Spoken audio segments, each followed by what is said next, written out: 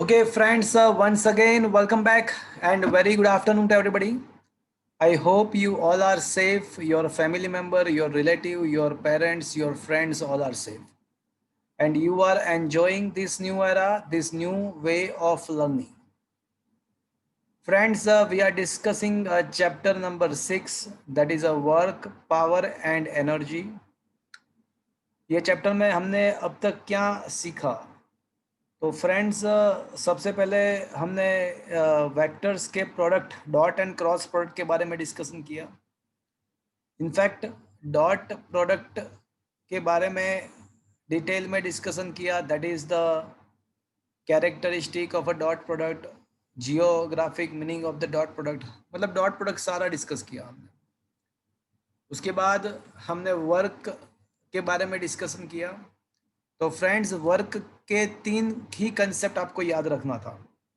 चलो, कोई मुझे बताएगा कि अगर कांस्टेंट फोर्स है तो what should be the formula of the work done for the constant force? F dot D. W is equals to F dot D. Very good. अगर फोर्स वेरिएबल है तो कोई बताएगा व्हाट वाज द फॉर्मूला?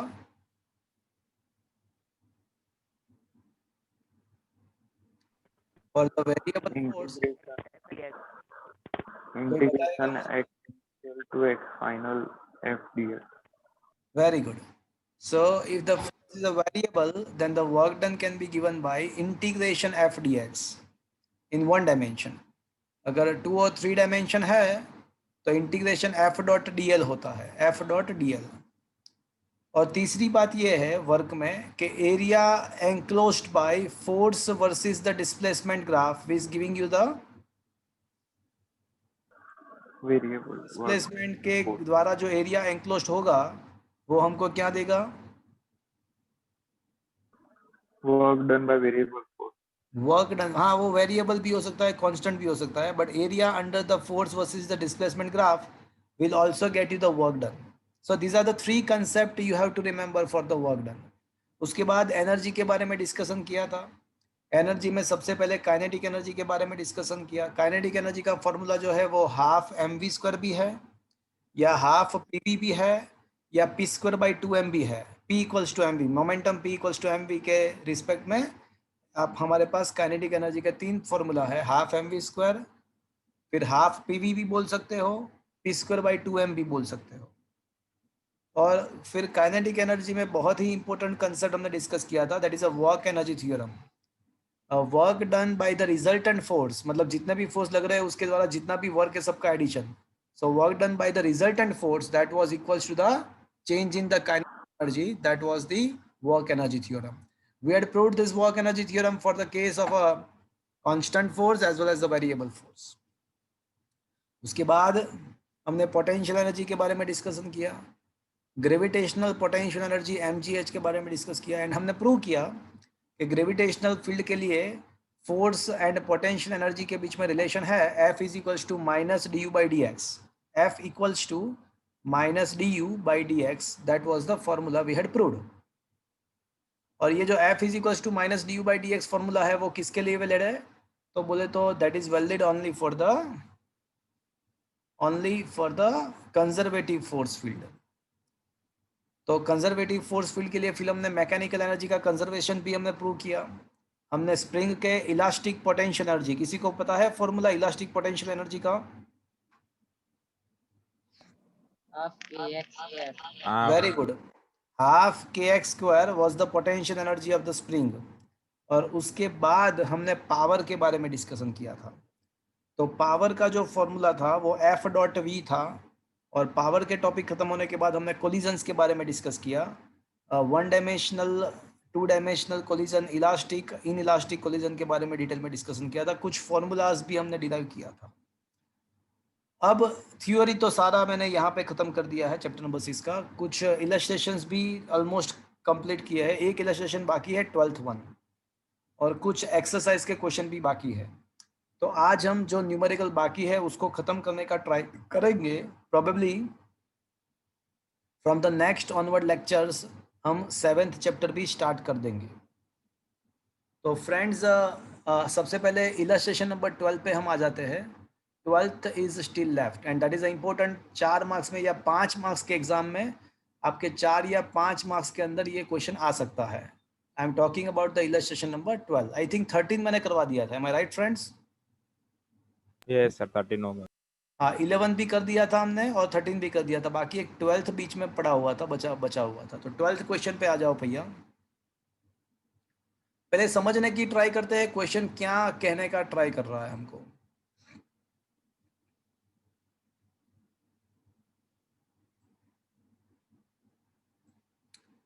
देखो question ऐसा है.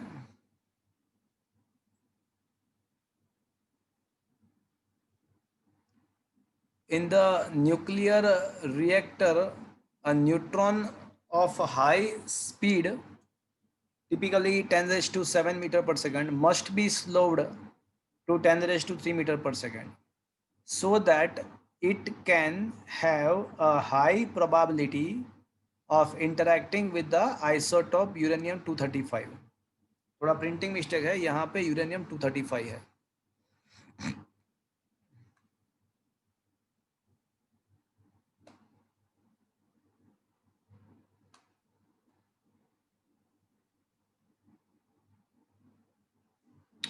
And causes it to fission. मतलब क्या बोल रहे हैं कि न्यूक्लियर प्लांट के अंदर जो न्यूट्रॉन होते हैं ना वो बहुत ही एनर्जेटिक होते हैं, उसका स्पीड बहुत ज़्यादा होता है. तो उसका रिएक्शन करने के लिए यूरेनियम के साथ उसका कोलिजन करने के लिए उसको पहले स्लो करना पड़ता है. तो वो स्लो करने के लिए कुछ करना पड़ेगा. Show that a neutron can loss most of the kinetic energy in an elastic collision with the light nuclei like a deuteron or carbon. तो यहाँ पे ऐसा दिया हुआ है कि न्यूट्रॉन का हम ड्यूटेरियम के साथ या कार्बन के साथ अगर कोलिजन करते हैं, इलास्टिक कोलिजन करते हैं, तो उसका बहुत सारा काइनेटिक एनर्जी लॉस हो जाएगा, उसका वेलोसिटी डिक्रीज हो जाएगा. तो ये मुझे प्रूव करना है. तो friends, the deuterium and carbon has a mass of few times than the neutron mass. The material making up the light nuclei usually heavy water और graphite. देखो तो हैवी वाटर में क्या आएगा, ड्यूटेरियम आएगा एंड ग्रेफाइट के अंदर carbon आएगा. तो ये बहुत बड़ा क्वेश्चन लिखा हुआ है, बट इसका सिंपल मीनिंग ऐसा है कि आपको ऐसा प्रूव करना है कि न्यूट्रॉन का आपको कोलिजन करना है. किस किस के साथ कोलिजन करना है? केस 1 में हम करेंगे न्यूट्रॉन के साथ किसका कोलिजन करेंगे? बोलो. 2 चीज़ के साथ कोलिजन करना है आपको. तो केस 1 में हम न्यूट्रॉन के साथ करेंगे कोलिजन, करेंगे. heavy water. And case number 2 मैं आपको होमवर्क में देने वाला हूं. Excuse me. केस नंबर 2 में हम किसके साथ कोलिजन करेंगे न्यूट्रॉन का? Graphite. ग्रेफाइट मतलब graphite Carbon. Carbon. Very good. और मुझे क्या प्रूव करना है कि न्यूट्रॉन का ड्यूटेरियम के साथ अगर कोलिजन होता है तो उसका जो काइनेटिक एनर्जी है वो बहुत ही कम हो जाता है, बहुत ही डिक्रीज होता है. ऐसा मुझे प्रूव करना है. तो उसके द्वारा क्या होगा कि अगर न्यूट्रॉन का हम ये ड्यूटेरॉन या कार्बन के साथ कोलिजन करें तो न्यूट्रॉन का काइनेटिक एनर्जी रिड्यूस हो जाएगा, डिक्रीज हो जाएगा. और उसके बाद ये जो न्यूट्रॉन है ना वो यूरेनियम के साथ कोलिजन कर सकता है, फ्यूजन प्रोसेस स्टार्ट कर सकता है. मतलब न्यूक्लियर रिएक्टर प्लांट के अंदर फिशन प्रोसेस स्टार्ट करने के लिए न्यूट्रॉन को पहले स्लो करना पड़ता है. तो ये स्लो करने की प्रोसेस यहाँ पे हम कैलकुलेशन करने वाले हैं. उसको स्लो कैसे करेंगे वो हम यहाँ पे कैलकुलेशन करेंगे. चलो है कि न्यूट्रॉन का जो मास है ना वो m1 है और इसको m1 उसको मैं m बोल देता हूँ और उसका जो स्पीड है ना उसको मैं v1 इनिशियल, उसका स्पीड को मैं v1 इनिशियल नाम देता हूँ. तो v1 initial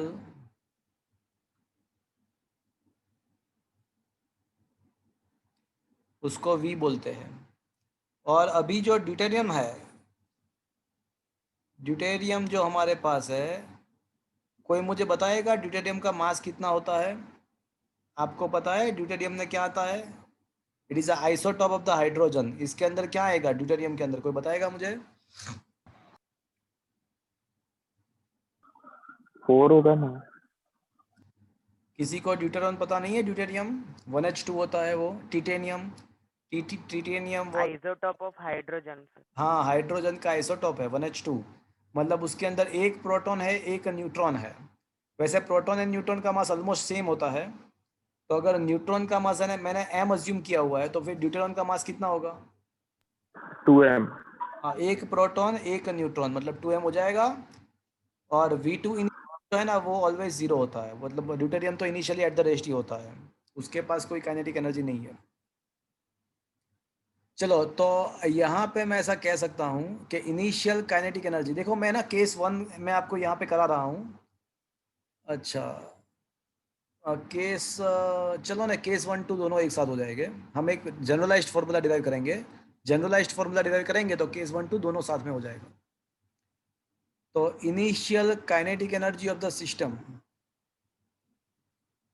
initial kinetic energy of a system, तो सिस्टम का इनिशियल काइनेटिक एनर्जी जो है वो K1 initial that is a half m1 v1 initial square. चलो मतलब ये न्यूट्रॉन का इनिशियल काइनेटिक एनर्जी है, और सिस्टम के बदले मुझे लिखना चाहिए न्यूट्रॉन, बिकॉज मुझे क्या करना है कि न्यूट्रॉन के काइनेटिक एनर्जी में कितना डिक्रीमेंट आ रहा है मुझे वो फाइंड करना है। तो इसको मैं न्यूट्रॉन का काइनेटिक एनर्जी है ये इनिशियली। अब देखो after collision, after elastic one dimensional collision, sir बोलो बोलो। सर इलास्टिक कोलिजन होगा तो फिर काइनेटिक एनर्जी सेम नहीं रहेगी बाद में, हाँ तो फिर सिस्टम का डिक्रीज सेम, कर। हाँ हाँ हाँ सही बात है आपका। बट सिस्टम के अंदर कौन कौन है? ड्यूटेरियम का मतलब वो हाँ न्यूट्रॉन न्यूट्रॉन। भी है एंड ड्यूटेरन भी है। तो वो दोनों का मिला के जो होगा वही होगा जो पहले जो था। पहले पूरे सिस्टम का क्या था? Half m1 v1 initial square plus zero, because deuteron का पहले जीरो था। अब कोलिजन के बाद क्या होगा कि ड्यूटेरन को भी कुछ वेलोसिटी मिलेगा, बट वापस से मैं ऐसा बोलूंगा कि जो भी अल्टीमेटली काइनेटिक एनर्जी आएगा सिस्टम का वो पहले जितना ही होगा।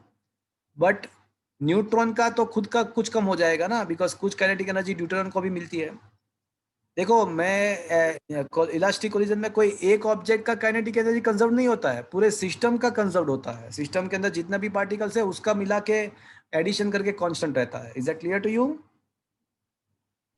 Yes sir. हाँ तो सिस्टम का कंजर्व रहता है, कोई एक पार्टिकल का कंजर्व नहीं होता। Okay, yes sir.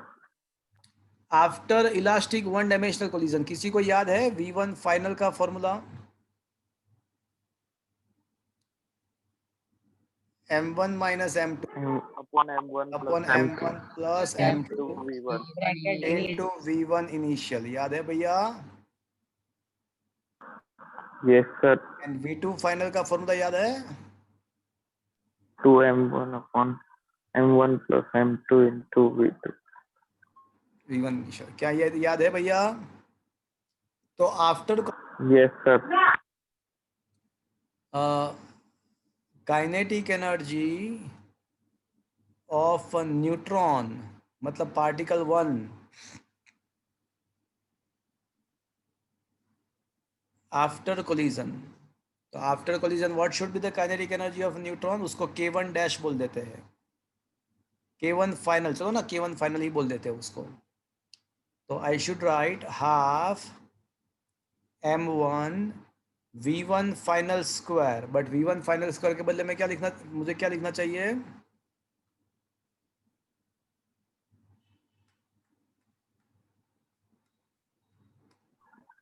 m1 m2 upon. तो मुझे लिखना चाहिए, नहीं नहीं नहीं नहीं, ये रहा ना v1 फाइनल का formula, m1 minus m2 upon m1 plus m2 का स्क्वायर v1 इनिशियल का square. Is that clear to you friends? Yes sir. Half m1 v1 final का स्क्वायर, तो ये v1 फाइनल का पूरा स्क्वायर मैंने किया। तो अब K2 फाइनल क्या होगा? तो half M2 इंटू2m1 V2, upon m1 हाँ अपो इंटू 2m1 का स्क्वायर, 2 का स्क्वायर हो जाएगा 4m1 square upon m1 plus m2 का स्क्वायर इंटू V1 इनिशियल का स्क्वायर। अब मैं है ना एक बार F1 फाइंड करूंगा और दूसरी बार F2 फाइंड करूंगा। तो this ratio is known as F1। तो F1 is the ratio of final kinetic energy of a neutron upon initial kinetic energy of a neutron, K1 final upon K1 initial. तो चलो इन दोनों का ratio find करो। K1 final तो ये रहा, ये आपका K1 फाइनल है, divide by this equation number 1। तो इसको इक्वेशन नंबर 1 से डिवाइड करो तो आपको जो रेशियो मिलेगा वो न्यूट्रॉन का final and initial kinetic energy का रेशियो मिलेगा। तो देखो क्या क्या निकल जाएगा, हाफ एम वन कैंसिल हो जाएगा, V1 स्क्वायर भी कैंसिल हो जाएगा, तो क्या बचेगा? तो m1 upon m1 plus m2 upon m1 minus m2 upon m1 plus बचेगा खाली ये term M1 minus M2 upon M1 plus M2 का स्क्वायर। क्या ये बात आपको समझ में आया भैया? सर वो, हाँ यस सर। देखो क्या हो जाएगा, इसके डिनोट इक्वेशन 2 डिवाइड बाई 1 है, इक्वेशन 2 डिवाइड बाई 1, तो half M one cancel, V1 initial square cancel हो जाएगा, तो बाकी खाली ये बीच का वाला जो टर्म है ना वही बचेगा। Is that clear friends? Yes sir. और दूसरा रेशियो F2 क्या है? तो बोले दूसरे पार्टिकल का final kinetic energy upon initial kinetic energy of the whole system. तो अब इक्वेशन 3 जो है ना उसको मुझे डिवाइड करना है, इक्वेशन 3 को इक्वेशन 1 से डिवाइड करना है। तो हाफ कैंसिल हो जाएगा, M1 का एक पावर कैंसिल हो जाएगा, M1 का एक पावर कैंसिल हो जाएगा and V1 initial square cancel हो जाएगा। कोई मुझे बताएगा क्या बचेगा? M2 into 4m1 divided by m1 plus m2 का होल स्क्वायर। कैन आई से 4m1 m2 4 times m1 m2 upon m1 plus m2 का स्क्वायर बचेगा। Yes sir. समझ में आया? Yes sir. चलो अब हम है ना केस 1 अप्लाई करो। तो for the deuteron m1 is equal to 2, m1 is equal to m, m2 is equal to 2m। तो अब F1 क्या मिलेगा ड्यूटेरॉन के लिए बारे में सोचते हैं तो ये जो दोनों फॉर्मूला मिला वो जनरलाइज फॉर्मूला मिला हमको। अब केस अप्लाई करते हैं, ये जो फॉर्मूला मिला वो जनरलाइज्ड फॉर्मूला है।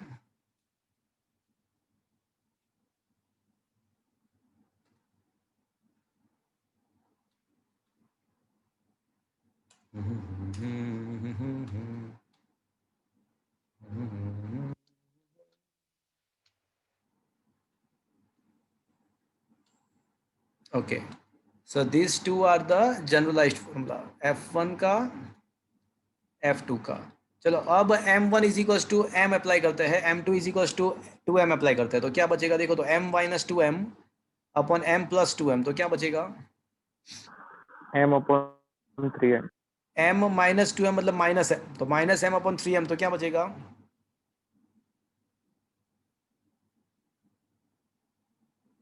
चलो क्या ये बात समझ में आया आपको? यस। तो finally K1 final is equal to 1/9 times K1 initial. अब 1/5 का क्या होता है देखो, तो 1/9 का क्या होता है मुझे बताओ, 1/9 का क्या होता है? 1/9 का क्या होगा देखो तो जरा, 1 डिवाइड बाई 9 करो कैलकुलेटर से।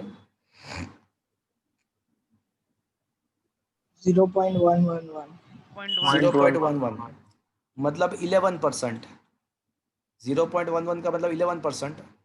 तो मतलब क्या हुआ पता चला आपको? आफ्टर कोलिजन न्यूट्रॉन का जो एनर्जी है वो कितना रहेगा? इनिशियल एनर्जी से कितना परसेंट रहेगा? 11% ही बचेगा। तब कितना लॉस्ट होगा?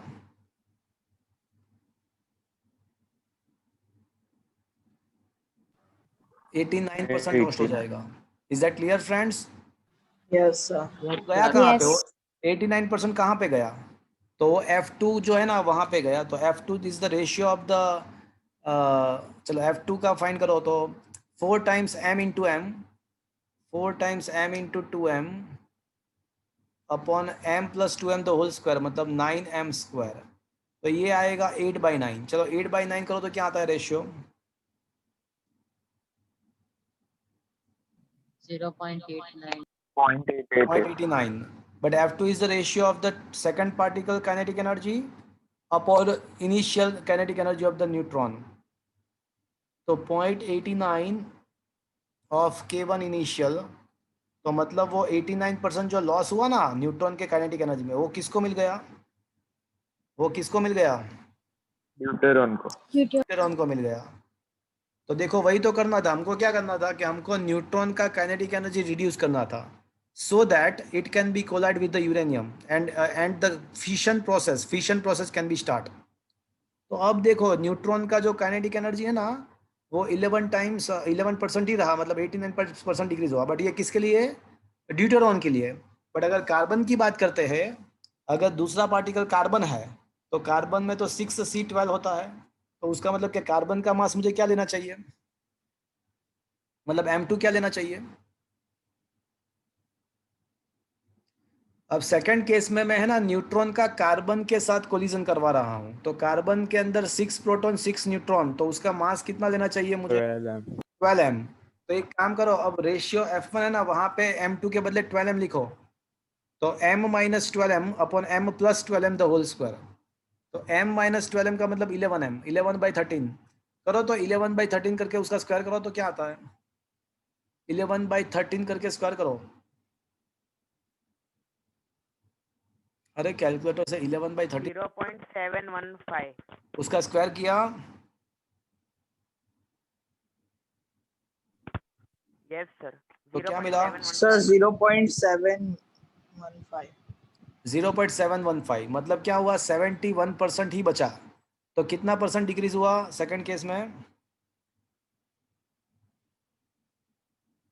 29%। 9%. न्यूट्रॉन का अगर न्यूट्रॉन कार्बन के साथ, 28.4. हाँ क्या बोल रहे हो? 28.4. हाँ, तो अगर न्यूट्रॉन का कार्बन के साथ कोलिजन करेंगे तो अप्रोक्सीमेटली उसका काइनेटिक एनर्जी 29% रिड्यूस हो जाएगा, 71% बचेगा, तो मतलब 29% रिड्यूस होगा, और वो 29% किसको मिलेगा? वो कार्बन को मिलेगा। तो अब अगर आप F2 फाइंड करोगे ना, F2 तो 0.29 जितना आ जाएगा। देखो F2 का वैल्यू लिखो 4 इंटू m इंटू 12m, तो 12 4 जा 48, 48 डिवाइड बाई 13 का स्क्वायर, तो 48 डिवाइड बाई 169 करो तो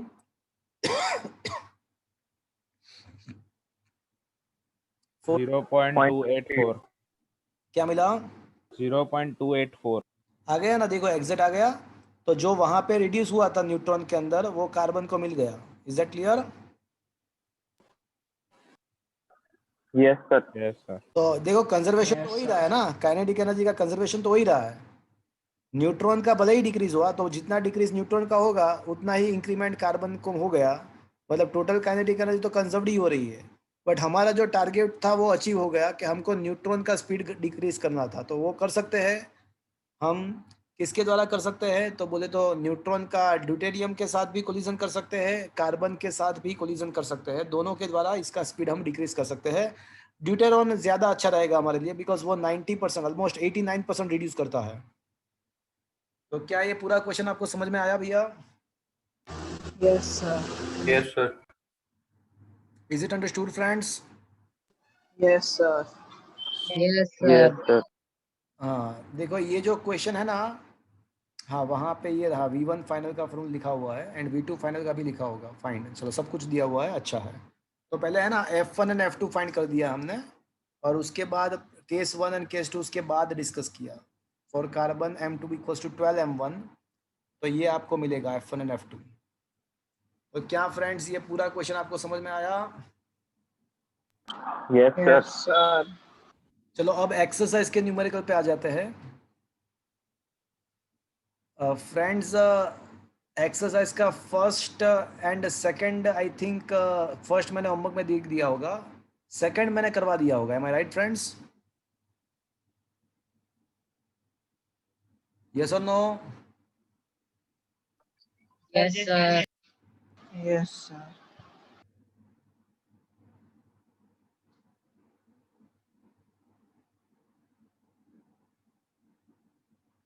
ओके, थर्ड क्वेश्चन पे आ जाओ friends.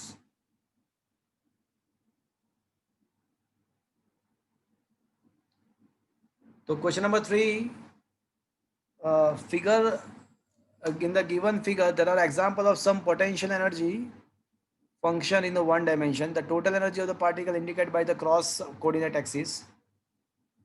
In each case specify the region if any ill nahi hai, if any in which the particle cannot found to be existing.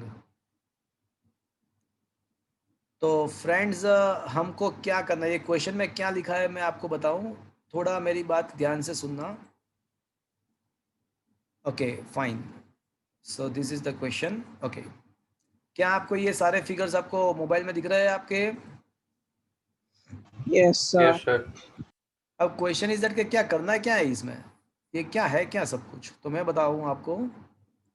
करना ये है कि हमको ऐसा रीजन फाइंड करना है कि जहाँ पे पार्टिकल हो ही ना सके, जहाँ पे पार्टिकल एग्जिस्ट ही ना कर पाए। तो क्वेश्चन इज दैट कि हमको कैसे पता चलेगा कि वो वहाँ पे है कि नहीं है? हमको थोड़ी ना पता चलेगा। पता चलेगा भैया, पूछो क्यों? क्यों? No, sir. अच्छा, तो मेरी बात सुनो, तो हमको करना क्या है, हमको ये पता लगाना है कि कहाँ पे पार्टिकल नहीं है, कौन से रीजन में पार्टिकल नहीं हो सकता है, ऐसा मुझे पता करना है। चलो मेरी बात सुनो, सब कुछ समझ में आ जाएगा। काइनेटिक एनर्जी का फॉर्मूला क्या है? हाफ एम वी स्क्वायर है, यस और no? Yes, Yes. sir. Yes, sir. क्या मैं Yes, ऐसा sir. कह सकता हूँ, क्या मैं ऐसा कह सकता हूँ it is always positive? Yes. Yes. Because देखो हाफ नेगेटिव नहीं हो सकता, मास भी नेगेटिव नहीं हो सकता। किसी का देखा मास नेगेटिव है? नहीं, sir. और स्क्वायर तो ऑलवेज पॉजिटिव है, कोई भी नंबर का स्क्वायर तो पॉजिटिव होना चाहिए। तो kinetic energy can never be negative, एक कंफर्म्ड चीज है। अब हमको पता है कि total energy is equals to, can I say kinetic energy plus potential energy. Yes, sir. Kinetic energy equals to क्या होगा? half m total minus Total Total potential energy होगा। minus potential. हाँ, and that should be, that always should be, that should be always, बोलो क्या लिखो? Positive. Positive होना चाहिए, yes और नो? अरे हाँ। हाँ, sir. Yes, sir. Yes. अब मुझे ये बताओ कि अगर ये नेगेटिव आ जाए, अगर काइनेटिक एनर्जी नेगेटिव आ जाए, तो मतलब कि ऐसा पॉसिबल है कोई पार्ट? नहीं, तो रॉन्ग नहीं। हमारा। तो No, अगर sir. ऐसा, तो हाँ वहाँ कोई, पार्टिकल नहीं है। एग्जैक्टली तो वहाँ पे पार्टिकल नहीं है। एग्जैक्टली अगर कोई रीजन ऐसा है कि जहाँ पे मुझे काइनेटिक एनर्जी नेगेटिव मिल जाए, तो उसका मतलब कि ये पॉसिबल ही नहीं है, मतलब कि वो रीजन में पार्टिकल हो ऐसा पॉसिबल ही नहीं है। तो क्या अब जाके क्वेश्चन समझ में आया आपको क्या करना है? Yes, sir. मुझे ऐसा रीजन फाइंड करना है कि जहाँ पे पार्टिकल एग्जिस्ट ना करे। तो मैंने क्या लॉजिक लगाया, मैंने ऐसा सोचा कि भाई काइनेटिक एनर्जी तो ऑलवेज पॉजिटिव ही होता है, तो एक काम करते हैं, ऐसे रीजन फाइंड कर देते हैं कि जहाँ पे काइनेटिक एनर्जी नेगेटिव मिलता है। तो हम ऐसा कह सकते हैं कि भाई काइनेटिक एनर्जी नेगेटिव हो ही नहीं सकता, बट वहाँ पे अगर कोई ऐसा रीजन मिलता है कि जहाँ पे काइनेटिक एनर्जी नेगेटिव है, तो उसका मतलब ऐसा कि वहाँ पे पार्टिकल रह नहीं सकता, बिकॉज पार्टिकल का काइनेटिक एनर्जी नेगेटिव हो ही नहीं सकता। तो इनडायरेक्टली क्वेश्चन ऐसा हो गया कि मुझे ऐसे रीजन फाइंड करना है कि जहाँ पे काइनेटिक एनर्जी नेगेटिव आता है। वैसे काइनेटिक एनर्जी कैसे मिलेगा, तो बोले तो टोटल एनर्जी में से हम पोटेंशियल को सब्ट्रैक्ट करेंगे। तो चलो अब सबसे पहले फिगर ए के बारे में सोचो, और इसको हम बोल देते हैं ए, ये पॉइंट को ए बोल देते हैं, ये ओरिजिन है। और टोटल एनर्जी है ना सारे जगह पे, देखो मैं एक काम करता हूँ, जहाँ पे टोटल एनर्जी है ना उसके लिए मैं एक लाइन ड्रॉ कर देता हूँ। ये जो क्रॉस है ना वो दिया हुआ है, क्वेश्चन में दिया हुआ है कि जो क्रॉस है ना वो टोटल एनर्जी शो कर रहा है। क्रॉस जो है, ये जो मैं जो ब्लू लाइन जो ड्रॉ कर रहा हूँ ना, मैं ये ब्लू कलर का जो लाइन ड्रॉ कर रहा हूँ वो टोटल एनर्जी शो कर रहा है, ऑलवेज रिमेंबर। और ये जो V है ना वो U है हमारे लिए, पोटेंशियल एनर्जी को V सिंबल से हमको डिनोट किया हुआ है। ये क्वेश्चन के अंदर पोटेंशियल एनर्जी का सिंबल V है। तो हमारे लिए यहाँ पे U के बदले हम V लिख देंगे, चलो कोई बात नहीं, पोटेंशियल को V बोला हुआ है। तो फिगर ए के बारे में सोचो, अगर आपका जो कोऑर्डिनेट है वो लेस देन ए है तो आपको काइनेटिक एनर्जी पॉजिटिव मिलेगा या नेगेटिव मिलेगा? देखो तो, लेस देन ए मतलब ये वाला रीजन, तो ये पॉजिटिव। देखो पोटेंशियल एनर्जी नीचे है, जीरो है, पोटेंशियल एनर्जी जीरो है, और टोटल एनर्जी में से अगर पोटेंशियल सब्ट्रैक्ट करोगे तो कुछ पॉजिटिव माइनस जीरो तो वो पॉजिटिव रहेगा, तो टोटल में से अगर पोटेंशियल को सब्ट्रैक्ट करोगे तो ये काइनेटिक एनर्जी पॉजिटिव रहेगा, मतलब वहाँ पे पार्टिकल हो सकता है, पॉसिबल है। बट अगर x ग्रेटर देन ए सोचे, अगर x ग्रेटर देन ए, तो अब देखो अब ये पोटेंशियल ज़्यादा है, काइनेट टोटल ये जो है ना वो टोटल एनर्जी है और ये जो है ना वो पोटेंशियल है।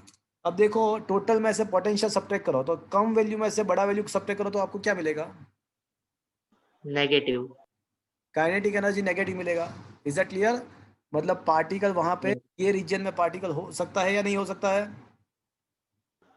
No, sir. हाँ, तो पार्टिकल फर्स्ट फिगर में ऐसा कौन सा रीजन है कि वहां पे पार्टिकल नहीं हो सकता है?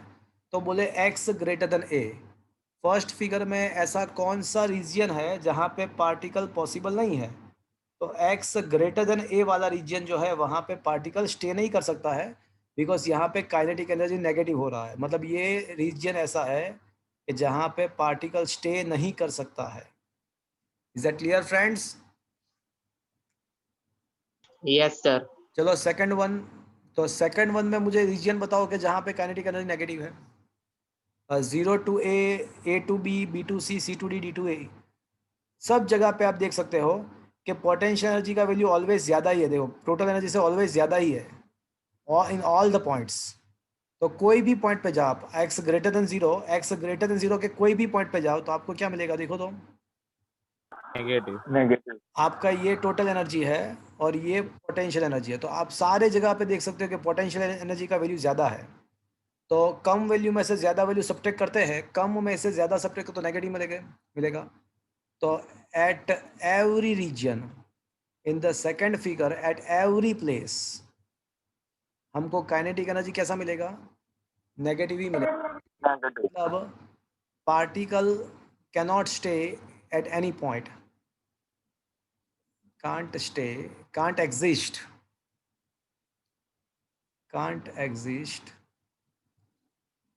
at any region। तो क्या फ्रेंड्स आपको ये समझ में आया? सेकंड में तो एक भी जगह पे हमारा पार्टिकल रह ही नहीं सकेगा। क्या ये बात आपको समझ में आया? Yes, Yes, sir. Yes sir. चलो फिगर को देख के मुझे बता दो कि फिगर सी के अंदर कौन सा रीजन है जहाँ पे पार्टिकल स्टे नहीं कर सकता है? जहाँ पे टोटल एनर्जी से पोटेंशियल ज़्यादा है, तो ऐसा कौन सा रीजन है कि जहाँ पे टोटल एनर्जी से पोटेंशियल ज़्यादा है? 0 टू ए से और B टू X से। Exactly, 0 is less than x is less than a, and दूसरा कौन सा रीजन? x greater than B। b। तो ये जो रीजन है वहाँ पे काइनेटिक एनर्जी लेस देन 0 है, so particle can not stay. क्या ये बात आपको समझ में आया फ्रेंड्स? सर सी वाला वापस समझाओ प्लीज। हाँ, सी वाला जो है ना वहाँ पे आप देखो तो ऐसा कौन सा रीजन है कि जहाँ पे टोटल एनर्जी से पोटेंशियल ज़्यादा है। जब टोटल एनर्जी से पोटेंशियल बढ़ जाएगा तो सब्ट्रैक्शन नेगेटिव आएगा टोटल में से पोटेंशियल का। तो अभी अब ये फाइंड कर लो कि टोटल एनर्जी से पोटेंशियल कहाँ पे ज़्यादा है, वो आपका आंसर। तो ऐसा कौन कौन सा रीजन है जहाँ पे पोटेंशियल एनर्जी का वैल्यू ज़्यादा है टोटल एनर्जी से? तो एक ये रीजन है, देखो 0 टू ए, तो यहाँ पे पोटेंशियल एनर्जी का वैल्यू ये है और टोटल का कम है, देखो तो यहाँ पे आपका आंसर नेगेटिव आएगा। और दूसरा ये वाला है बी से ज़्यादा, यहाँ पे भी पोटेंशियल एनर्जी का वैल्यू टोटल एनर्जी से ज़्यादा है। तो ये दोनों ऐसे रीजन है कि जहाँ पे पार्टिकल स्टे नहीं कर सकता, तो उसको मैथमेटिकली कैसे मैं दिखाऊँ? तो 0 to A, in between 0 to A ये रहा। दूसरा कौन सा है? तो बी से ज़्यादा, तो ग्रेटर देन बी। देखो खत्म बात। Is that clear to you now? Yes sir. Yes, sir. चलो फिगर डी को सोच के बताओ, फिगर डी को सोच के बताओ कि ऐसा कौन सा रीजन है कि जहाँ पे पोटेंशियल का वैल्यू ज़्यादा है, काइनेटिक से ज़्यादा है। ऐसा कौन सा रीजन है कि जहाँ पे पोटेंशियल का वैल्यू टोटल एनर्जी से ज़्यादा है, तो वहाँ पे पार्टिकल स्टे नहीं कर सकता है। तो ये जो ग्राफ है वो पोटेंशियल एनर्जी का, ये वाला जो ग्राफ है ना, ये वाला जो ग्राफ है वो पोटेंशियल एनर्जी का ग्राफ है। तो ऐसा कौन सा रीजन है कि जहाँ पे पोटेंशियल एनर्जी टोटल से ज़्यादा हो रहा है? बिकॉज एक बार पोटेंशियल ए- टोटल से ज़्यादा हो जाएगा तो वहाँ पे काइनेटिक एनर्जी नेगेटिव हो जाएगा, वहाँ पे पार्टिकल रह ही नहीं सकता। ये हम initial two minus B by two. फिर से बोलो Bhavik, initial two minus B by two पे नहीं रह सकता। फिर से बोलो कहाँ से कहाँ पे?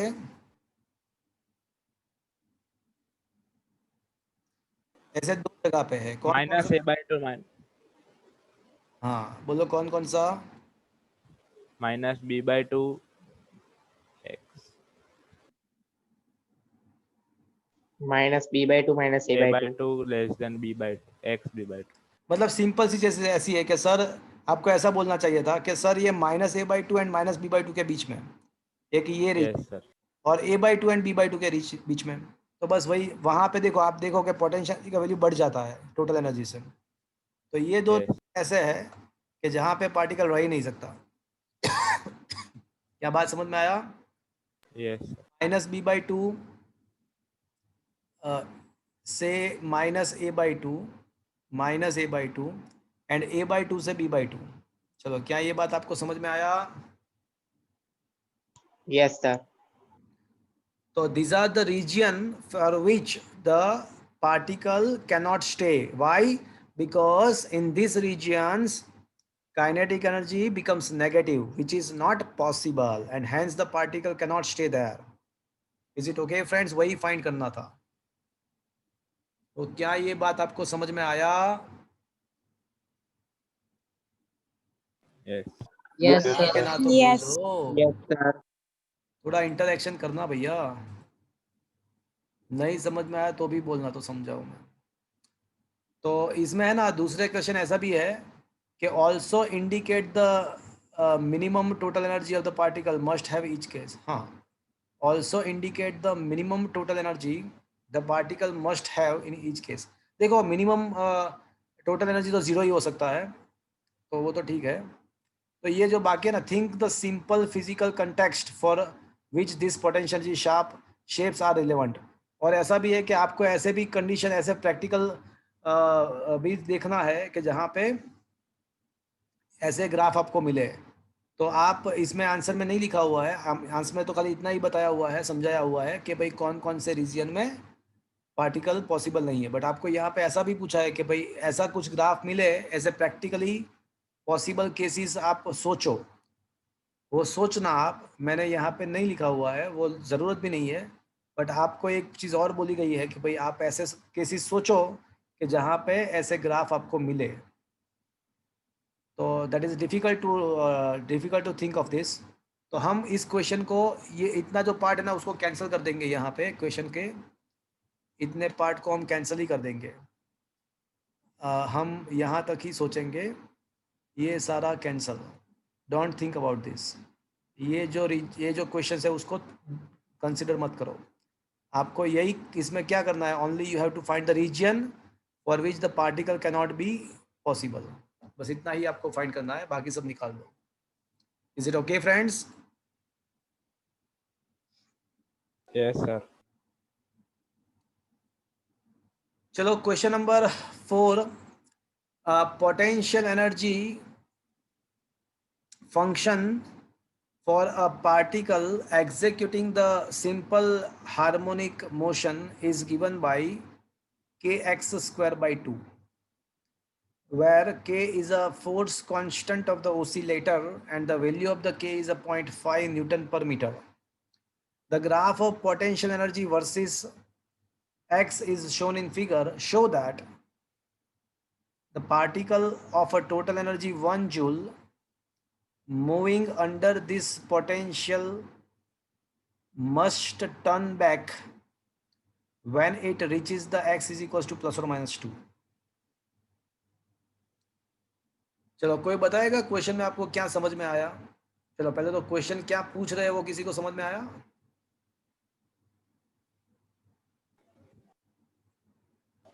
नहीं समझ में आया सर। नहीं समझने की ट्राई करो, वहाँ पे लिखा हुआ है तो ट्राई करो समझने का, और फिर बताओ आपको क्या समझ में आया।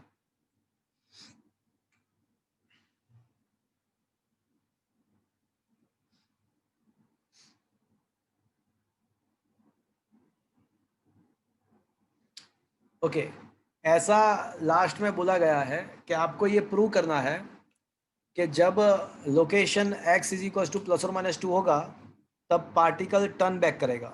टर्न बैक मतलब वापस आना।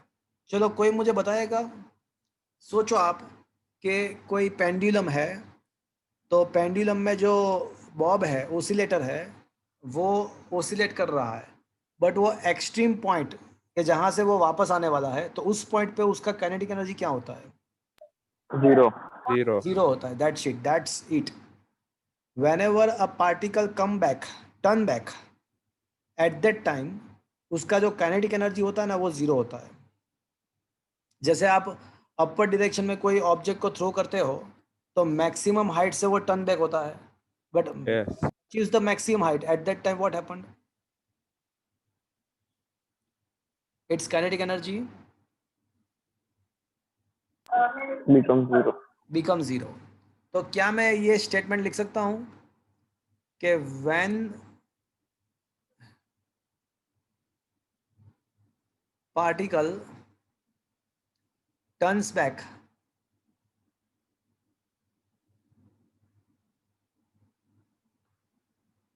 at this location, its kinetic energy becomes, क्या लिखना चाहिए मुझे? Zero. 0. Is it okay friends? Yes, sir. तो vice versa can I say कि when kinetic energy becomes zero, the particle turns back? Yes, sir.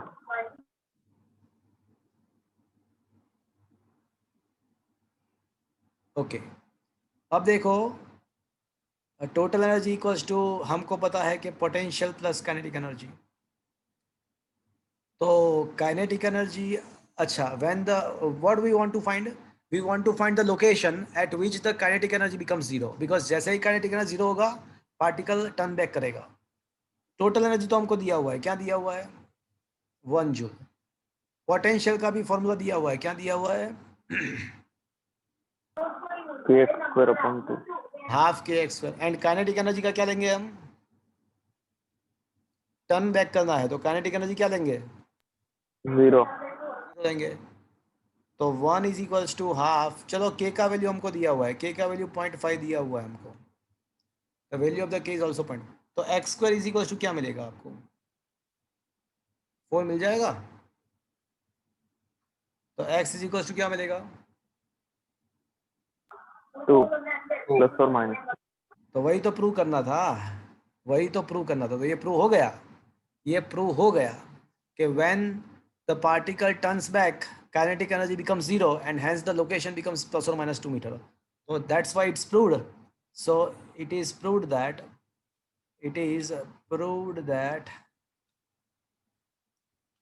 at the location x is equals to plus or minus 2 meter, particle will turn back. Is that clear? Sir plus और minus इसलिए कि ये side मतलब दो side होती है तो फिर तो ऑब्वियसली आप देखो, पेंडुलम है, आपका पेंडुलम है, तो ये उसका ओरिजिनल लोकेशन है, और पेंडुलम ऐसे ऐसे ओसिलेट करेगा ना, तो ये लोकेशन हो जाएगा +2 और ये लोकेशन आपका हो जाएगा -2। Is that clear? Yes sir. Yes, sir. आया बात समझ में?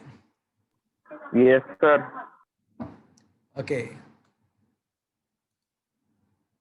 So question number 4 I think आपको अब समझ में आ गया होगा कि क्या पूछ रहे हैं वो लोग, क्या पूछना चाहते थे। Is it understood friends? Yes sir. Yes, Okay. sir. Question number 5, question number 6, question number 7, question number 8। ये 4 क्वेश्चन जो है ना वो थ्योरी बेस्ड है। उसमें बहुत सारा अच्छे मतलब अच्छे कह सके इस टाइप के कुछ कंसेप्चुअल क्वेश्चन भी है। नीट के एग्जाम में कुछ MCQs कंसेप्चुअल भी पूछते हैं। तो मैं ऐसा बोल रहा हूँ कि एक बार आप शांति से ये क्वेश्चन नंबर 5, 6, 7 एंड 8 के अंदर जो क्वेश्चंस दिए हुए हैं उसको आप अच्छे से पढ़ो, और फिर उसके अंदर अगर कोई डाउट रहता है तो आप मुझे पूछ लो नेक्स्ट लेक्चर में। बट ये 4 क्वेश्चन मैं अभी आपको होमवर्क में दे रहा हूँ। It is okay friends? Yes, sir. ये कोई कैलकुलेटिव क्वेश्चंस नहीं है, सारे एसक्यू टाइप के क्वेश्चन है, बट अच्छे हैं। Fundamentally they are good, conceptually they are very good. So please do read it and tell me the doubts, okay, in the next lecture. But right, Yes. this question is as a homework, okay? Yes, sir. Question number 9 पे आ जाते हैं। तो वहां पे ऐसा दिया हुआ है 9th क्वेश्चन में कि a body is initially at the rest. Body is initially at the rest. So I want to find the power delivered undergoes a one-dimensional motion with a constant acceleration. Acceleration constant है, तो acceleration constant है, तो करना ये है कि मुझे power find करना है in the terms of time. तो पावर टाइम के साथ कैसे वेरी हो रहा है मुझे ये फाइंड करना है।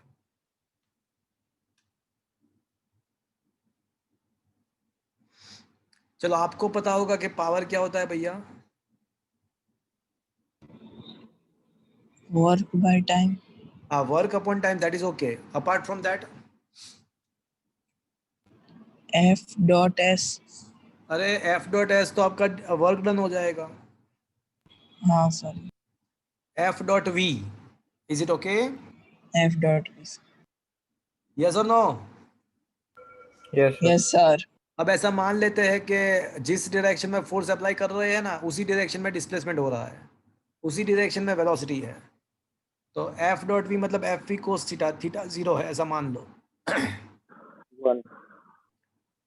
चलो, अब फोर्स का जो होता है वो एम ए होता है, and velocity at T time that is a V not plus A T, but initial velocity 0 है। इनिशियल वेलोसिटी 0 है बिकॉज दिया हुआ है क्वेश्चन में कि स्टार्ट्स फ्रॉम द रेस्ट, तो बाकी बचेगा ए टी। तो अब ये हो जाएगा m इंटू ए स्क्वायर टी। अब फ्रेंड्स क्वेश्चन में दिया हुआ है कि एक्सेलरेशन कांस्टेंट है, मास तो वैसे भी कांस्टेंट रहता है, तो पावर डिलीवर प्रोपोर्शनल टू क्या होगा? Time. T. टाइम हो जाएगा। Is that clear friends? Yes, sir. Yes sir. Okay, चलो question number 10। A body is moving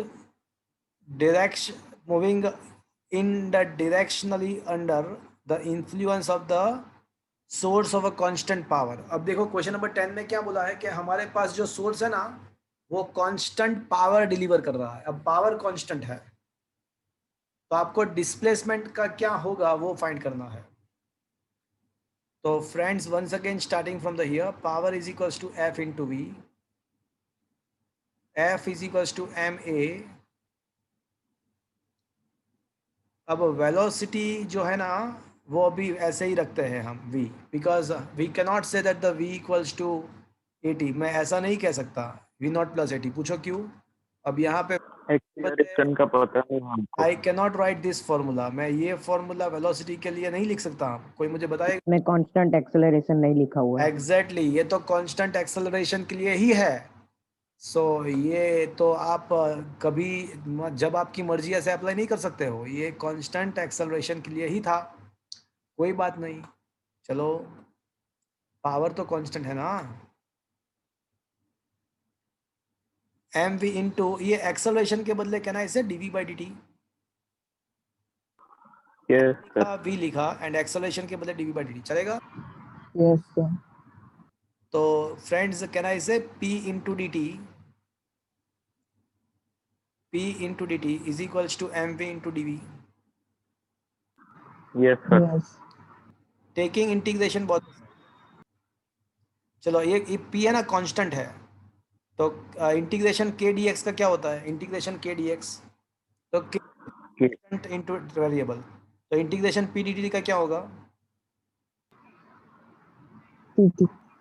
integration अगर के डी टी है तो उसका के टी होता है, अगर कांस्टेंट है तो ये पी या पावर दिया हुआ PT है कि है. कांस्टेंट है तो उसका पीटी होगा।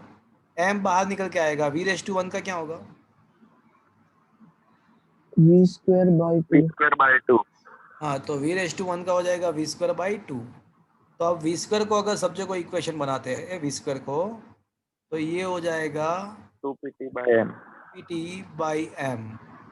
तो अगर v को सब जगह इक्वेशन बनाते हो v को, तो v इज इक्वल टू कहना है इसे √2p/m into t⁻1/2।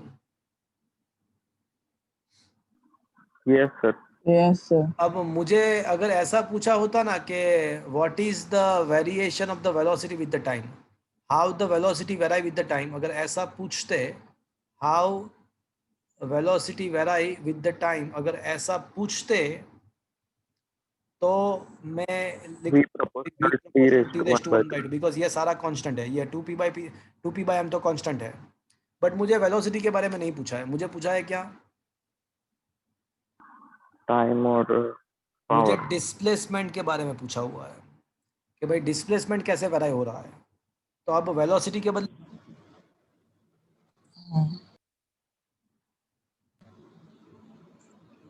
Can I right Displacement. dx/dt? Yes, sir. Is it okay friends? Yes, sir. Yes, तो sir. अब ये dx जो है ना उसको सब जगह इक्वेशन बनाओ। तो dx is equals to √2p/m t⁻1/2 into dt। चलो, क्या ऐसा कह सकता हूं मैं? Is it okay? यस और नो? Yes. चलो Yes, sir. दोनों साइड इंटीग्रेशन लेते हैं, दोनों साइड इंटीग्रेशन अप्लाई करते हैं। इंटीग्रेशन 1 dx इंटीग्रेशन ये 2p/ρ तो है ना, 2p/ जो m है ना वो तो कांस्टेंट है, वो बाहर निकल t⁻1/2 dt। चलो इंटीग्रेशन 1 dx का x ही हो जाएगा, ये √2p/m तो बाहर निकल के आएगा। अब ये t⁻1/2 का इंटीग्रेशन क्या होगा? 1 upon t मतलब t⁻1 upon 1 मतलब. पावर में एक का इंक्रीमेंट होता है 1/2 + 1, तो क्या होता है? 3/2, 3/2 upon और जो 3/2. ऊपर आएगा वही नीचे आएगा। तो x इज इक्वल टू हो जाएगा 2/3 √2p/m t⁻3/2। तो अगर डिस्प्लेसमेंट का फॉर्मूला पूछते ना, फॉर्मूला, तो ये फॉर्मूला मिल गया। और यहाँ पे फॉर्मूला तो नहीं पूछा है but displacement proportional, Proportional to. तो ये तो सारा कांस्टेंट, देखो इतना पार्ट जो है ना वो कांस्टेंट है, देखो। तो प्रोपोर्शनल टू क्या होगा? t⁻3/2. Third option. चलो, क्या ये बात आपको समझ में आया भैया? Yes, sir. Is that clear friends? Yes, sir. Yes, sir. अच्छा, चलो क्वेश्चन नंबर क्या हमने 11, 12 एंड 13 कर दिया है?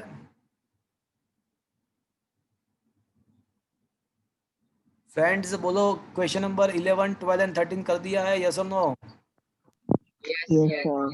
Yes, sir. Yes. हाँ, ये 11, 13 एंड 14 ऑलरेडी हमने डिस्कस कर लिया है। Is that clear friends? Is it okay? बराबर है ना भैया? यस और no? Yes, sir. Okay, Yes. Question number 14 पे आ जाओ। क्वेश्चन नंबर 14 के क्वेश्चन को रीड करो। Molecule in a gas container hits a horizontal wall with the speed of a 200 meter per second at an angle 30 degree and rebounds with the same speed। तो collision हो रहा है भैया, एक wall के साथ पार्टिकल है ना, वो कोलाइड होके वॉल के साथ पार्टिकल 30 डिग्री एंगल पे कोलाइड होके 30 डिग्री एंगल पे कोलाइड होके जितने स्पीड से वो पार्टिकल एंटर हुआ था उतने ही स्पीड से वो वापस गया। तो देखो फ्रेंड्स, कोई भी टाइप का कोलिजन हो, चाहे इलास्टिक हो या इनइलास्टिक कोलिजन हुआ। कोई भी टाइप का अगर कोलिजन है तो उसमें मोमेंटम तो ऑलवेज कंजर्व। कंजर्व होता ही होता है। तो क्वेश्चन ऐसा है कि नंबर 1 क्या मोमेंटम कंजर्व होगा? तो यस, फर्स्ट क्वेश्चन का आंसर आएगा yes. For any kind of collision, momentum is always conserved. Number 2, क्या ये कोलिजन इलास्टिक है या इनइलास्टिक है? तो फ्रेंड्स यहाँ पे before collision and after collision system का जो काइनेटिक एनर्जी है वो तो बिफोर एंड Same आफ्टर है, कोलिजन सिस्टम का Same जो ही है। काइनेटिक एनर्जी है वो सेम सेम है। सेम ही है। तो सिस्टम का initial and final kinetic energy same है, उसका मतलब क्या हुआ कि ये कोलिजन कैसा है? इलास्टिक। इलास्टिक है। इलास्टिक। क्या ये बात पता चली friends? Yes sir. Okay, yes sir. Question number 15 पे आ जाओ। 15 में फर्स्ट टाइम एफिशिएंसी का इंट्रोडक्शन है। तो सबसे पहले मुझे आपको एफिशिएंसी किसको बोलते हैं वो मुझे आपको एक्सप्लेन करना पड़ेगा, उसके बाद जाके मैं क्वेश्चन आपको एक्सप्लेन कर पाऊंगा। चलो पहले एफिशिएंसी हम समझते हैं क्या है। चलो हमारा जो फैन है ना वो इलेक्ट्रिसिटी यूज़ करता है और हमको मैकेनिकल एनर्जी प्रोवाइड करता है, हमको वो रोटेशन प्रोवाइड करता है। तो फैन जो है ना, फैन सपोज के मैं उसके अंदर वो फैन जो है उसको मैं 100 जूल का इलेक्ट्रिकल एनर्जी दे रहा हूँ मैं, 100 जूल। और वो क्या कर रहा है, वो है ना वो रोटेट हो रहा है और रोटेशन का जो एनर्जी है ना वो 30 जूल है। मतलब 100 में से उसने 30 ही हमको वापस दिया, बाकी के 70 जूल वो एज ए हीट या कुछ दूसरे टाइप के लॉस में उसका लॉस हो गया। तो इसका एफिशिएंसी क्या होगा? 30। 100 जूल दिया, उसमें से 30 का ही कन्वर्जेशन हुआ, बाकी का लॉस्ट हुआ। तो मतलब एफिशिएंसी कितना रहेगा उसका? 30% ही रहेगा। तो whenever you want to find the efficiency, तो जब आप एफिशिएंसी फाइंड करना चाहते हो तो ऑलवेज एक इक्वेशन याद रख दो कि output upon input, efficiency is always equals to, देखो आपका आउटपुट जो है ना वो 30 था, आपने जो इलेक्ट्रिकल एनर्जी दिया वो इनपुट हम कह सकते हैं फैन के लिए, और फैन घूम रहा है तो that is output for us. तो आप किसी भी सिस्टम का अगर एफिशिएंसी फाइंड करना चाहते हो तो उसका आउटपुट एनर्जी या output power upon input power अगर करोगे और उसको लास्ट में 100 से कन्वर्ट मल्टीप्लाई कर दोगे तो आपका परसेंटेज में एफिशिएंसी मिल जाएगा। तो एफिशिएंसी फाइंड करने के लिए आपको ऑलवेज क्या करना होता है, आउटपुट अपॉन इनपुट इनटू 100%। चलो क्या ये बात आपको समझ में आई? Yes sir. तो चलो अब ये क्वेश्चन स्टार्ट करते हैं। मतलब वो एफिशिएंसी क्या बोल रहे हो? बोले कैसे हो वो पता नहीं चला क्या बोल रहे हो? सर। वो मतलब वो प्रैक्टिकल में एफिशिएंसी कैसे हुआ वो पता नहीं चला। क्या बोल रहे हो? माइक पे जाके बोलो सर मतलब आवाज। प्रैक्टिकल लाइफ में ऐसे वो एफिशिएंसी कैसे हुआ वो ऐसा पता नहीं चला। हाँ तो देखो हमें जो एग्जांपल लिया था वो हम फैन को कितना एनर्जी दे रहे थे? 100 और वो हमको वापस कितना दे रहा था? 30। तो देखो आप कर लो तो आ जाएगा, देखो 30% आ गया। Yes sir. तो ये आपका फॉर्मूला हो गया, आउटपुट अपॉन इनपुट इंटू 100% हो गया। Yes sir. तो अब कोई भी अगर मशीन है या कोई भी सिस्टम है तो जब एफिशिएंसी की बात आती है तो आपको ये इक्वेशन अप्लाई करना है, आउटपुट अपॉन इनपुट इंटू 100%।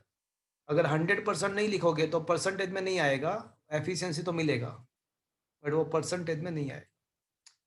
चलो अब यहाँ पे क्या है, अ pump on the ground floor of a building can pump up water to fill the tank of a volume 30 meter cube in a 15 minute. if the tank is 40 meter above the ground and the efficiency of a pump is a 30%, how much the electrical power is consumed by the pump? चलो पहले तो question को practically समझने की try करो। हमारे जो flats होते हैं तो फ्लैट के नीचे एक मोटर होता है, उसको पंप बोलते हैं। तो वो क्या करती है मोटर? तो बोले इलेक्ट्रिसिटी का यूज करके वो पानी को ऊपर टैंक में ले जाती है। तो ये आपके घर पे भी होता है, फ्लैट में भी होता है। तो मुझे बताओ कि ये जो इलेक्ट्रिकल मोटर है, मतलब ये जो पंप है, उसके लिए इनपुट कौन है, आउटपुट कौन है? चलो पहले इतने बताओ, इनपुट क्या आउटपुट होगा? बोलो। Electricity input. हाँ, इलेक्ट्रिसिटी इनपुट है, वेरी गुड। और आउटपुट क्या है? वो मतलब वाटर पहुंचाती है ना वो tank. That is called the mechanical power, उसको हम मैकेनिकल वर्क बोलेंगे। तो आउटपुट यहाँ पे हम करेंगे output power upon input power into 100%। तो हमारा जो एफिशिएंसी हमको दिया हुआ है, कितना दिया हुआ है? बोले 30% दिया हुआ है। आउटपुट पावर मतलब mechanical power and input power मतलब इलेक्ट्रिकल पावर।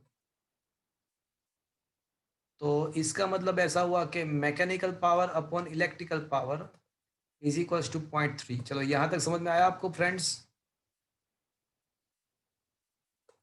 यहाँ तक समझ में आया? अरे हाँ के ना तो बोल दो। Yes. तो मुझे है ना इलेक्ट्रिकल पावर फाइंड करना है। तो इलेक्ट्रिकल पावर फाइंड करने के लिए मुझे पहले क्या करना पड़ेगा?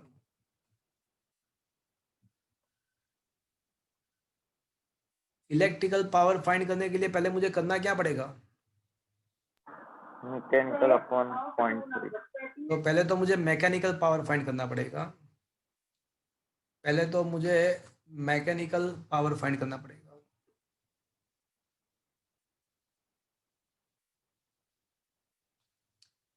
तो power is equals to work done upon time. आपको कोई एम मास वाला ऑब्जेक्ट को अगर उठाना है तो you have to provide the force equals to its weight. आपको उसके वेट जितना फोर्स आपको देना पड़ेगा। कोई भी एम मास को आपको हैंग करना है, उसको उचकना है, उसको उठाना है, तो आपको उसके वेट जितना ही फोर्स देना पड़ेगा। तो work done is equals to force into displacement. तो फोर्स आपको mg देना पड़ेगा और उसको h हाइट पे ले जाना है, तो डिस्प्लेसमेंट h हो जाएगा अपॉन टाइम। तो यहाँ पे वाटर को हमको m हाइट पे h हाइट पे ले जाना है, तो हमको कितना वर्क करना पड़ेगा? mgh जितना अपॉन टाइम। अब कितना मास है, हमको कितना मास करना है? तो फ्रेंड्स क्या आपको ये पता है कि density is equals to mass upon volume? Yes sir. तो मास इज इक्वल्स टू क्या होगा? Density into volume. चलो तो मुझे पहले मास फाइंड करना पड़ेगा। तो वाटर का जो डेंसिटी होता है ना वो 10⁻³ होता है। 1 ग्राम पर centimetre cube, that is 1000 kg पर मीटर क्यूब। तो वाटर का जो डेंसिटी होता है वो 1000 kg पर मीटर क्यूब, याद रखना है आपको। और कितना वॉल्यूम है, कितना वॉल्यूम आपको वाटर का टैंक को फिल करने के लिए कितना वॉल्यूम उसको फिल करेंगे? तो 30 मीटर क्यूब जितना वॉल्यूम फिल करना है। तो इसका मतलब ऐसा हुआ कि कितना वाटर आपको ऊपर ले जाना है? तो बोले 30,000 किलोग्राम्स। अब ये जो वैल्यू है वो यहाँ पे हम प्लेस करेंगे। 30,000 का मतलब 3 × 10⁻⁴। जी का वैल्यू ले लेते हैं 9.8 और कितने हाइट पे ले जाना है उसको? 40। और कितने टाइम में ये सब करना है? 15 मिनट को सेकंड में कन्वर्ट करना पड़ेगा। तो फ्रेंड्स करो तो ये 15 2 एक पावर गया, एक यहाँ से भी 3 हो जाएगा, बिकॉज ये 15 ये 30 करना पड़ेगा, आपको 30 करना पड़ेगा। करो तो चलो तो भैया करो 200 × 9.8 डिवाइड बाई 6, 200 × 9.8 × 4 डिवाइड बाई 6 करो तो 200 into 9.8 into 4 divided by 6. 1306.66. 1306.66 what. तो ये आपका मैकेनिकल पावर मिला। अब अगर आपको इलेक्ट्रिकल पावर फाइंड करना है तो क्या करना पड़ेगा भैया? तो ये जो मैकेनिकल पावर है उसको 0.3 से डिवाइड करना पड़ेगा। तो डिवाइडेड बाय 0.3, 1306.66 डिवाइड बाय 0.3 क्या आ रहा है देखो तो? 4355.555. 4355.55। क्या ऐसा कोई आंसर आ रहा है भैया? देखो तो,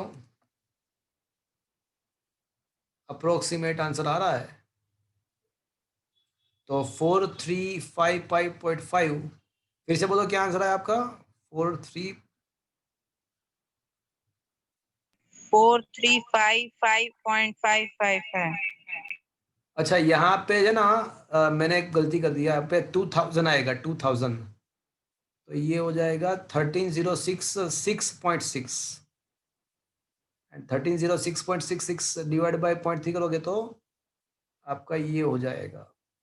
तो 43,555। तो I can say 43.6 into 10⁻³ what. तो ये आपका हो जाएगा 43.5 kilowatt. Is it clear friends? Is it okay? Yes, sir. तो 43.6 किलोवाट आ रहा है देखो। तो क्या ये पूरा चीज आपको समझ में आया friends? Yes, sir. Okay, question number 16 पे आ जाओ। तो क्वेश्चन ऐसा है कि 2 identical ball bearings in a contact with each other and resting on the frictionless table are hit head on by another ball bearing of the same mass moving initially with the speed v. If the collision is elastic, which of the following figure is possible result after collision? मतलब ये 3 result है आपके पास। देखो ये initial state है, यहाँ पे जो लेफ्ट हैंड साइड दिया हुआ है ना वो इनिशियली है। तो ये दो जो बॉल्स है ना 2 और 3 वो तो एट द रेस्ट है, एंड बॉल 1 कुछ वेलोसिटी के साथ इसके साथ कोलाइड हो रहा है। तो ये इनिशियली ये हो रहा है, और ये 3 केस में से कौन सा पॉसिबल है फाइनल सिचुएशन के लिए, कौन सा पॉसिबल है? बट हाँ ऐसा दिया हुआ है कि जो कोलिजन है वो कैसी है? Elastic. अच्छा चलो एक काम करते हैं, initial kinetic energy of the system find करते हैं। Initial kinetic energy of the system. तो पूरे सिस्टम के अंदर 3 बॉल है, तो initial kinetic energy of the system, तो दो बॉल तो स्टेशनरी है और तीसरा बॉल v वेलोसिटी के साथ मूव हो रहा है। तो initial kinetic energy of the system is half mv²। अब final kinetic energy first case में कितना है? फर्स्ट केस में तो बोले तो एक बॉल स्टेशनरी हो गया, दूसरे 2 बॉल है ना वो v/2 वेलोसिटी से मूव हो रहा है। तो हाफ 2 बॉल का मतलब 2m एंड v/2 का स्क्वायर। तो करो तो फ्रेंड्स क्या आ जाएगा? 2 कैंसल, 1/2 का स्क्वायर 1/4, तो 1/4 mv²। तो क्या ये इनिशियल एंड फाइनल सेम हुआ कि नहीं हुआ? इनिशियल एंड फाइनल सिस्टम का सेम हुआ काइनेटिक एनर्जी के, नहीं हुआ? नहीं हुआ। तो ये option A cancel, option A cancel. Is that clear? चलो के final for the second case.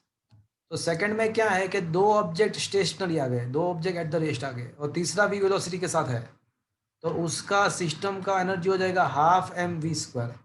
तो क्या ये बराबर है? दूसरा ऑप्शन बराबर है? देखो तो इनिशियल एंड फाइनल सेम हो गया। Yes sir.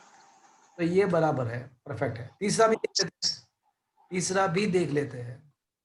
उसमें तीनों ऑब्जेक्ट v/3 वेलोसिटी से मूव हो रहा है, तीनों ऑब्जेक्ट v/3, तो 1/2 3m into v/3 the whole square. तो एक तो 3 कैंसिल हो जाएगा बट एक तो बचेगा ना, तो 1/6 mv² होगा। तो क्या ये इनिशियल एंड फाइनल सेम हुआ? No sir. तो कौन सा पॉसिबल है इलास्टिक कोलिजन के लिए? कौन सा ऑप्शन करेक्ट होगा? सेकंड। Second one. क्या ये बात आपको समझ में आया? Is that Yes. Friends? Yes, sir. Okay, so second is only the possible case in which the elastic collision occurring. चलो क्वेश्चन नंबर 17 पे आ जाओ। तो 17th क्वेश्चन में ऐसा है कि अब बॉब ए, देखो ध्यान से क्वेश्चन को समझने का ट्राई करना। तो अब Bob A of a pendulum released from the 30-degree angle to the vertical and hits the another bob B of a same mass. तो अब क्या होगा? तो ये बॉब ए जो है ना, वो बॉब बी के साथ कोलिजन कर रहा है, दोनों का मास सेम है। तो फ्रेंड्स याद करो, सेम मास वाले जो दो ऑब्जेक्ट कोलिजन करते हैं तो इलास्टिक एक रेस्ट पे आता है और दूसरा पे। तो याद है, इसकी टोपी इसके सर, इसकी टोपी इसके सर, वेलोसिटी इंटरचेंज याद है? Yes sir. यस सर, अगर याद है। दो सेम मास वाले ऑब्जेक्ट एक दूसरे के साथ इलास्टिक कोलिजन करते हैं तो देखो आफ्टर कोलिजन क्या होगा। तो पहले बी रेस्ट, इनिशियली क्या था? इनिशियली बी रेस्ट क्या होगा? अब क्या होगा आफ्टर कोलिजन? बी मोशन में आ जाएगा और बी मोशन में आ जाएगा और ए का क्या होगा? रेस्ट पे आ जाएगा। ए रेस्ट पे आ जाएगा। That sheet. तो क्वेश्चन वही तो है कि how high does the Bob A rise after the collision? Collision के बाद ए कितना राइज करेगा? तो बोलो कितना राइज करेगा? ए 0 हो जाएगा बस। 0 हो जाएगा, वो कुछ राइज ही नहीं करेगा। क्यों? Because after collision it comes to the rest. लिखना, कंसेप्ट लिखना है कि भाई in the elastic collision between the two identical object, the velocity get interchanged. Because of that, after collision, B come to the motion while A come to the rest. So as A coming to the rest, it cannot rise anything. Is that clear, friends? Yes sir. Yes sir. बोलो। Sir अगर question ऐसा होता कि how high does bob B will rise after the collision तो क्या होता sir? देखो ball B जो है ना, वो तो राइज करेगा ही नहीं, बिकॉज वो तो जमीन पर पड़ा हुआ है। तो वो मोशन करेगा बट राइज नहीं करेगा। Is that clear? Yes sir. तो उसको तो राइज करने की बात ही नहीं। हाँ, वो राइज कर सकता था। कब? जब उसके साथ भी अगर स्ट्रिंग कनेक्ट कर देंगे, उसके साथ भी अगर स्ट्रिंग कनेक्ट कर किया हुआ है तो ऐसा हो सकता है कि वो राइज पे आ जाए। तो आफ्टर कोलिजन क्या होता पता है? तो आफ्टर कोलिजन ये होता कि बॉल बी जो है ना, वो 30 डिग्री एंगल पे ऊपर आ जाता। तो यहाँ पे बॉल बी 30 डिग्री पे आ जाता एंड बॉल ए जो है ना, वो एट द रेस्ट आ जाता। Is that clear? फिर सर ऐसा ही चलता रहता ना, मतलब ऐसा हाँ, होता फिर तो। ऐसा एग्जैक्टली अगर आइडियल, हाँ ऐसा शायद पे देखा होगा इस टाइप का सिचुएशन, वो टक टक टक टक टक टक। Yes sir. हाँ, तो अगर कोई भी रेजिस्टिव फोर्स नहीं है, अगर कोई भी टाइप का रेजिस्टिव फोर्स है ही नहीं, एकदम आइडियल सिचुएशन है, तो ऐसा चलता ही रहेगा, टक टक टक टक चलता रहेगा। कभी आपने कहीं पे भी देखा भी होगा इस टाइप का सिचुएशन? यस और नो? Yes sir. चलो क्वेश्चन नंबर 18 पे आ जाओ। The Bob of the pendulum is released from the horizontal position. देखो यहाँ पे horizontal position पे पेंडुलम का बॉब था और वहां से उसको रिलीज करना है, और क्या होगा कि फिर वो नीचे आएगा। तो मुझे बताओ कि उसके कौन से एनर्जी का किस एनर्जी में कन्वर्सेशन होगा? पहले वो कुछ हाइट पे था और ग्रेजुअली वो नीचे आ रहा है, तो उसका पोटेंशियल का काइनेटिक। हाँ, पोटेंशियल एनर्जी का डिक्रीज होगा और काइनेटिक एनर्जी में इंक्रीज होगा। बट ऐसा दिया हुआ है कि 5% है ना, वो बीच में ही लॉस हो रहा है। 5% तो बीच में ही लॉस हो रहा है। तो इसका मतलब ऐसा हुआ कि गेन्ड काइनेटिक एनर्जी जितना भी काइनेटिक एनर्जी वो गेन करेगा वो कितने परसेंट का करेगा? How much percent of the potential energy will be gets converted into the kinetic energy? 95%. नहीं, 5% तो लॉस हो गया, तो कितना वो काइनेटिक एनर्जी में कन्वर्ट करेगा? 95%. तो कैन आई से, हाँ, can I say the gain kinetic energy equals to 95% of the potential energy? Yes, sir. अब काइनेटिक एनर्जी का फॉर्मूला क्या है? Half mv square. 95% का मतलब हुआ 0.95, एंड पोटेंशियल एनर्जी का फॉर्मूला क्या होगा? mgh. तो mm गेट कैंसल्ड, तो v square is equal to 0.95 into 2, तो 1.9 हो जाएगा. g का वैल्यू 9.8, एंड कितने हाइट से वो स्टार्ट किया था उसने? 1.5. 1.5. तो करो तो ये 1.9 इंटू 9.8 इंटू 1.5 करो तो क्या आता है? 1.9 इंटू 9.8 इंटू 1.5, क्या आ रहा है उसका आंसर? 27.93. और उसका रूट निकालो. 5.28. तो क्या ये आंसर आ रहा है फ्रेंड्स? देखो तो 5.28 आ रहा है. Yes, 5.3 is answer. Is that clear friends? Yes, sir. तो ये बात आपको समझ में आया? पूरा क्वेश्चन आपको समझ में आया? ये चीज इज इट? Yes, sir. चलो क्वेश्चन नंबर 19 पे आ जाओ. A trolley of mass 30 kg carrying a sandbag. एक ट्रॉली है और उसके अंदर एक सैंड बैग है, और उसका जो स्पीड है ना, सैंड बैग का जो वेट है, इसका मास जो है वो 25 kg है, and is moving uniformly with the speed of 27 kilometre per hour on a frictional less track. वो 27 किलोमीटर पर आवर के स्पीड के साथ मूव कर रहा है वो trolley. After a while sand starts leaking out of the hole on the floor of a trolley at the rate of 0.05 kg per second. देखो यहाँ पे जो सैंड है ना, वो कहाँ पे लीक होके कहाँ पे जा रहा है? ट्रॉली में. ट्रॉली में ही जा रहा है. तो कुछ फर्क ही नहीं पड़ेगा, सिस्टम में कोई फर्क ही नहीं पड़ेगा ना, बिकॉज सैंड लीक तो हो रहा है, बट लीक होके जा कहाँ पे रहा है? ट्रॉली में ही है, मतलब ट्रॉली में ही जा ट्रॉली रहा का है. वेट तो उतना ही रहेगा. हाँ, तो जो total mass of the system remains same. Same. तो देखो हम कंजर्वेशन ऑफ मोमेंटम अप्लाई करें तो m1v1 is equals to, where m1 is the total mass of a system initially, v1 is the velocity initially, is equals to m2v2. But friends यहाँ पे मास leak होके trolley में ही गिर रहा है, तो इसका मतलब कि सिस्टम का मास तो वही का वही रहेगा, तो इसका मतलब कि सिस्टम का वेलोसिटी भी वही का वही रहेगा. तो इसका मतलब कि अगर पूरा सैंड बैग खाली हो जाए तो भी ट्रॉली का जो वेलोसिटी होगा वो वही का वही, मतलब 27 किलोमीटर पर आवर ही रहेगा. चलो, क्या ये बात आपको समझ में आया? But Yes, sir.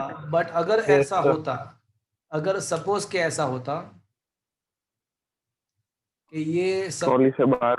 हाँ, तो मजा आता, तो कुछ मजा आता. सपोज के ये ट्रॉली है और ये हमारा सैंड बैग है यहाँ पे,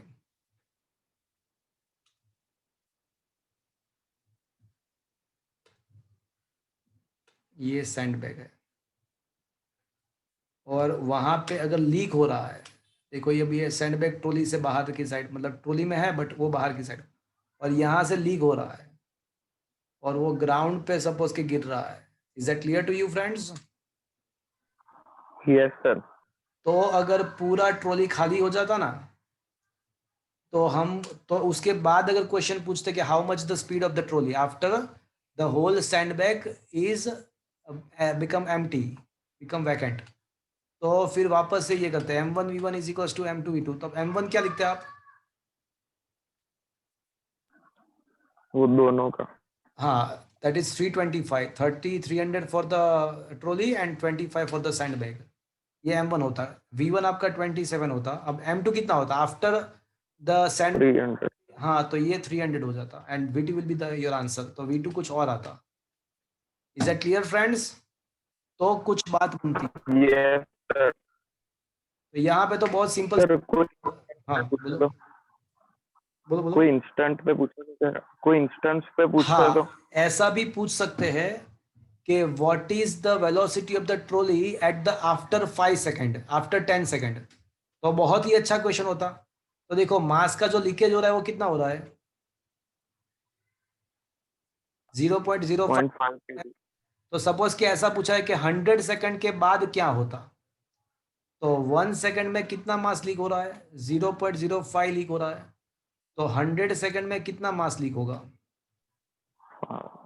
तो 5 kg लीक हो जाता। Is that clear? Yes sir. तो अब m1 वापस से m1v1 is equal to m2v2। तो m1 तो मैं लिख देता 325, v1 में लिख देता 27, v1 में लिखता 27। m2 में क्या लिखता? अब m2 में क्या लिखता सोचो? 20। 320, बिकॉज 5 kg जो है वो निकल गया और v2 में फाइंड कर सकता है। क्या आप पता चला आपको? अगर कोई इंस्टेंस पे पूछते तो कैसे सॉल्व करना था? Is that clear to you? Yes sir. तो यहाँ पे 3 टाइप के क्वेश्चन हमने डिस्कस किए।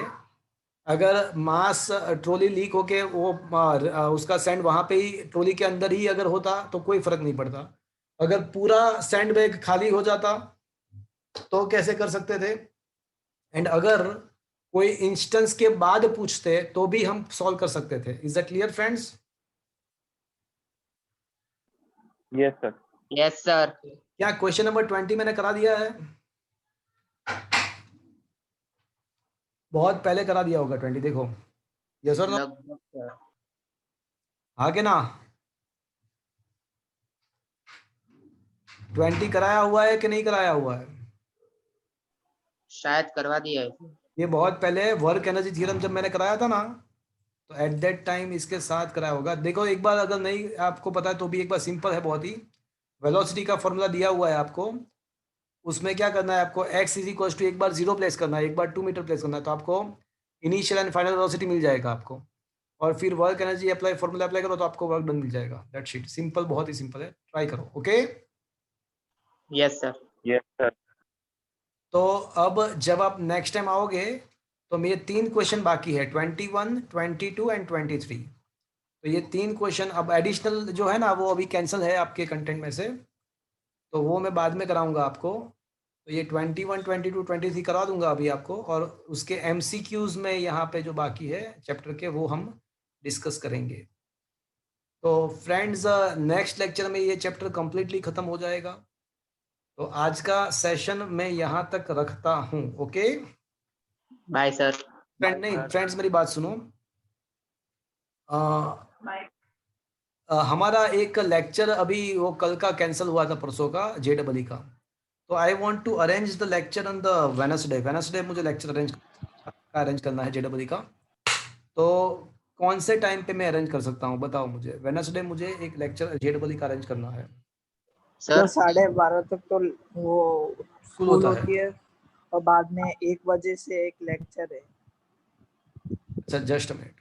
तो आज का तो अभी मैं लेक्चर फिनिश करना, बट यू डोंट गो, हम कुछ टाइम डिसाइड करने वाले हैं, डोंट गो।